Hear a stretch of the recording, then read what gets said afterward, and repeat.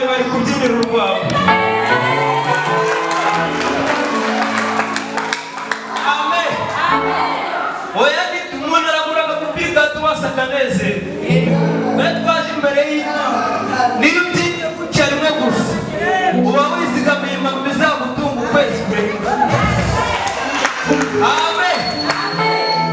Tubikora tubikunze.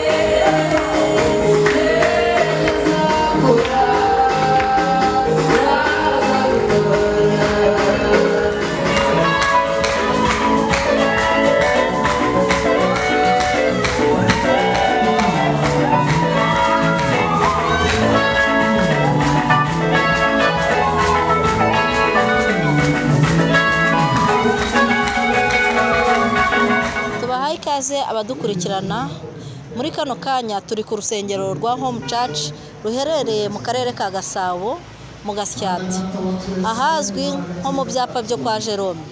Home Church ifite igiterane kizamara iminsi 2 bise baho wongera ubeho. Icyo giterane ni igikangurira abantu kugira ngo babashe kugira ububyuke muri uyu mwaka bwo kugira ngo babashe kugira icyo bageraho, babashe kumva bari mu mwami Yesu. Ni nayo mpamvu muri bugende mwumva abapasiteri cyangwa abakozi b'Imana bagenda bavuga ibitandukanye. Tubahaye ikaze. Iyi Home Church ni usanzwe usengera?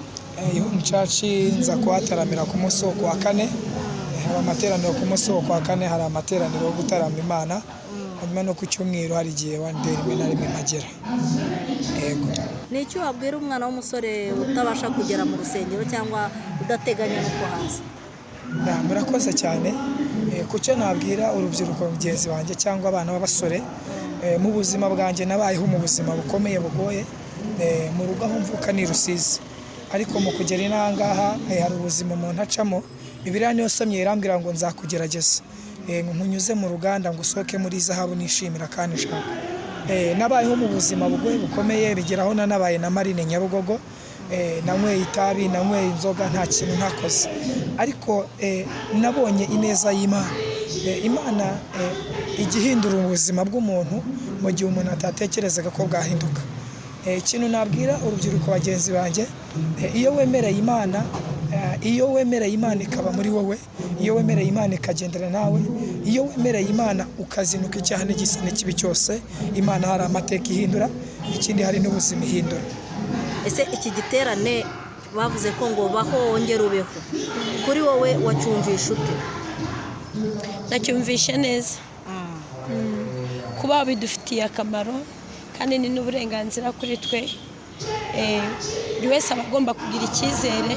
Urumva niyo ntego muri make, tuba tugomba kugira icyizere cyo kubaho nk'uko nyine babivuzeho. None ko kino giterane kizamara iminsi 2, mu minsi 2 wowe kizaba kigusigiye iki?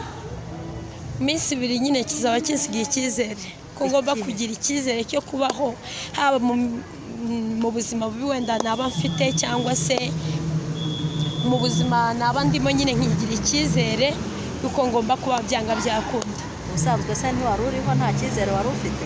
Icyizere cyari gihari ariko nanone byaba akarusho kuko nyine byanyongera imbaraga no gusenga n'iki byose bituma ngira cya cyizere gikomeye kurusha icyo nari mfite.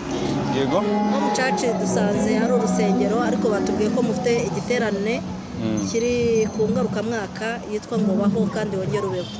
Ese baho wongere ubeho ni iyihe ntego y'iki giterane?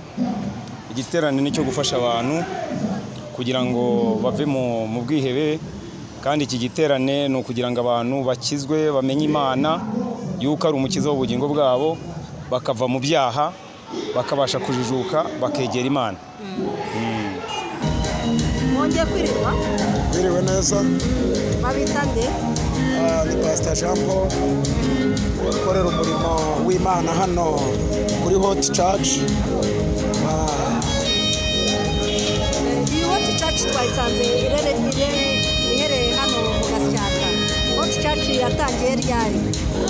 Hot Church imaze igihe itangiye kandi Imana iri kumwe natwe. Twari rero mu giterane. Iki giterane cyitwa ngo iki? Ni igiterane kihe? Ni igiterane ngarukamwaka? Ni igiterane gishatse kuvuga ngo iki? Ni igiterane ngarukamwaka, igiterane cyitwa baho wongere ubeho. Ijambo twasanze muri Ezekiyeli ibice 16 umurongo wa 6 rivuga ngo nagusanze wigaragura mu ivata ndakubwira ngo baho wongere ubeho. Bishatse kuvuga ko aba bakristo bose baje kubaho bakongera bakabaho cyane, bagomba kubaho bakongera bakabaho, kuko iyo umuntu afite Imana bimwongerera iminsi yo kubaho ndetse no kurama, nizo mbaraga zo gusenga. Nawe pasiteri ujya kugitegura waba ugamije iki? Nari ngamije yuko abantu bagomba gukizwa kandi bakamenya ko kubaho umuntu abaho kubera ko yasenze Imana. Gusenga Imana rero nibyo bidutera gukomera, nibyo bidutera kwambuka, cyangwa se nibyo bidutera gutuma hari ibintu bihunga ubuzima bwacu kuko twasenze Imana. Ni iki bakangurira abandi bapasiteri cyangwa se n'abandi bakristo babagana? Icyo nabakangurira ni iki?